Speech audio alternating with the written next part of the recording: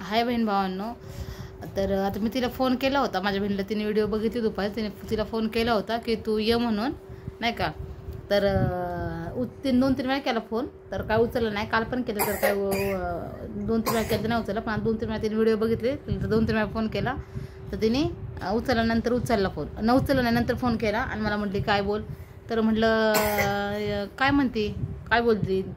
तर म्हणते काय नाही, तूच काय व्हिडिओ टाकलास. म्हणजे तिला माझी एक व्हिडिओ दिसली आणि तिने इतके व्हिडिओ टाकले, ती व्हिडिओ तिला दिसली नाही आणि माझी एक व्हिडिओ दिसली तिला म्हटलं का गं बाई, माझी एक व्हिडिओ तुला दिसली आणि तू इतकी व्हिडिओ टाकते, तुला लाज वाटली नाही का. म्हटलं मोठ्या बहिणीला काय काय बोलतेस, उलटं बोलते, ते लोकांसमोर सगळं तमाशा मांडते. ते म्हटलं तुला माझी एक व्हिडिओ दिसली का. तर नाही म्हणते मी येते तिकडं. मी म्हटलं बाई ये ना. नाही म्हटलं नाही, तू ये, आपण काय झालं काय नाही मला तर माहीत नाही, तुला काय वाटतं काय झालं तर इथं बसून आपण दोघी मिटू ना बहिणी. लोकांना काय तमाशा दाखवते. लोक काय बहीण भाऊ तुम्ही सांगा, लोक तमाशा बघायलाच असतात. लोकांना तेच पडलेलं असतं, ह्यांच्या घरी कधी तमाशा होतो कधी आम्ही बघू. तिला म्हटलं ना लोकांचं काय म्हणलं, लोकांना तेच पडलेलं असतं की ह्यांच्या घरी कधी कालवा होतो, तमाशा होतो, ते बघायला हे ते. तू ये ना. तुला काल मी त्यामुळे फोन केला की तू ये, आपण बघू ते करू. तू ऐकलं नाही.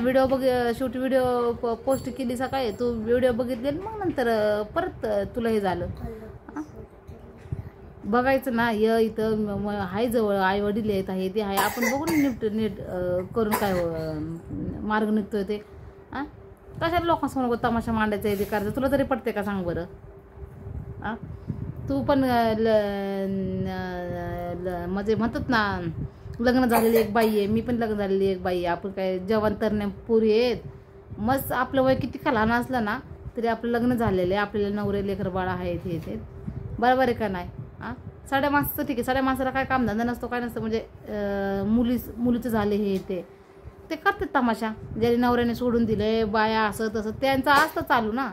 काय काय लोक सांगतो बहीण भाऊंना मी.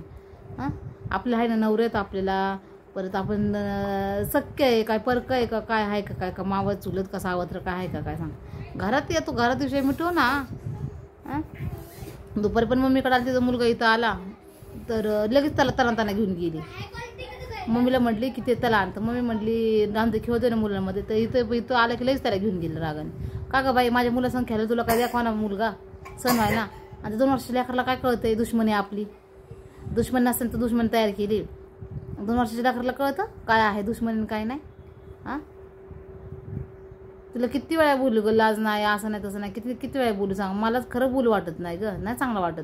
का तर माझं नाव यूट्यूबवर आहे ना, चांगलं म्हणूनच मला कमेंट हे येतात, सगळे चांगलंच म्हणूनच मला बोलतात. तुझ्या एका ह्याच्यामुळे ना बहीण भावानं माझी सगळी एका शब्दामुळे ना सगळी माझी हे होईल, नावाची बदनामी होईल.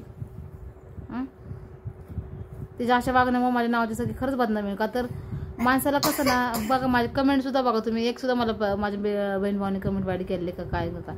भले ते कमेंट करणार नाही की लाईक किंवा म्हणजे लाईक करणार नाही, पण कमेंट कधीच माझे यूट्यूबवर कधीच कमेंट हे करणार नाहीत.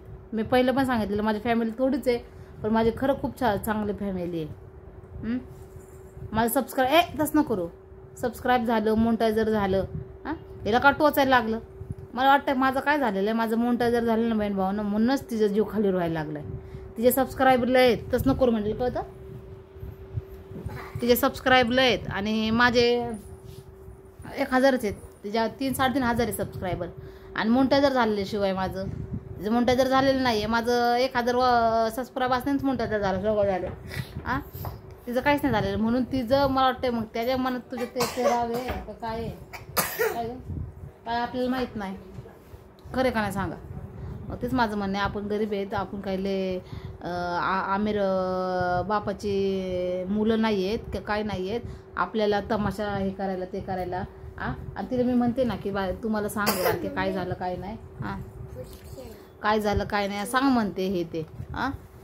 तर कशाचं काय तिचं वेगळंच घरानं चाललेलं आहे.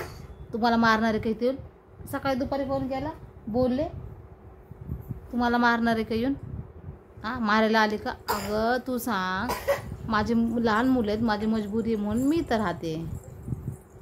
पहिली चुकी केली मी म्हणून मी तर राहते. सासर सोडलं जाणार आहे मी की इथंच मी काय इथं काय कायमची सेटल नाही झालेली आहे. मला माझं सासरी जायचंच आहे. बोला अजून माझे 2-4 वर्षाचे अजून मुलं मोठे होतील, 10 वर्षाचे होतील ते पडायला लागलं, जाणारच आहे मी. हां आता माझे मुलं 5 वर्षाचे आहेत, अजून 5 वर्षाचे आणि 10 वर्षाचे होते. हां आईने दिलं झालं 10 वर्षाचे झालं माझे मुलं. काय हे शिक्षण असतं, मराठी इंग्लिश मिडियमच असू शिक्षण असतं. फक्त आपण काय म्हणतो शहरशिटीचे मुलं शिक्षण लय भारी आणि गावाकडचे, तसं नसतं. शिकायला माणूस कुठं पण आजकाल शहरशिटीतले एवढे डोकं नाही ना चालत, तेवढं गावाकडच्या लोकांचं डोकं चालतं मुलांचं, माहिती. असं असतं, शिकणं आपल्या हातात असतं. मला काही तर राहायचं नाही बाई, तू बोलतेस की तू इथं राहते म्हणून जास्त काय रुबाब करते, कारण मी भाड्याच्या रूममध्ये राहते.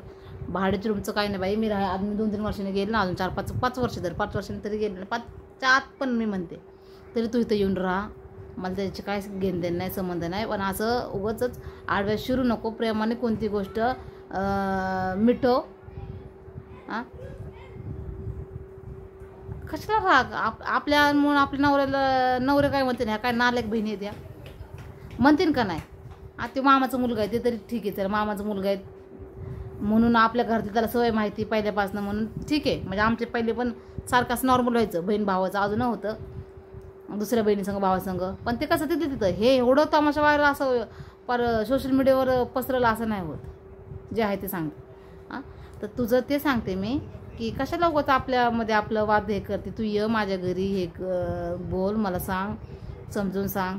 मी मागाशी रागात बोलले, तू तर लय काय बोलतीस लय. मी तर तुला म्हटलं इथे कसं मारण असं तसं करा, पण तुला मी तरी ये म्हटलं प्रेमाने वागू, बघू आपण काय होतं त्याच्यातनं, काय मारण नव्हतं काय नाही, ते विषय मिटू ना.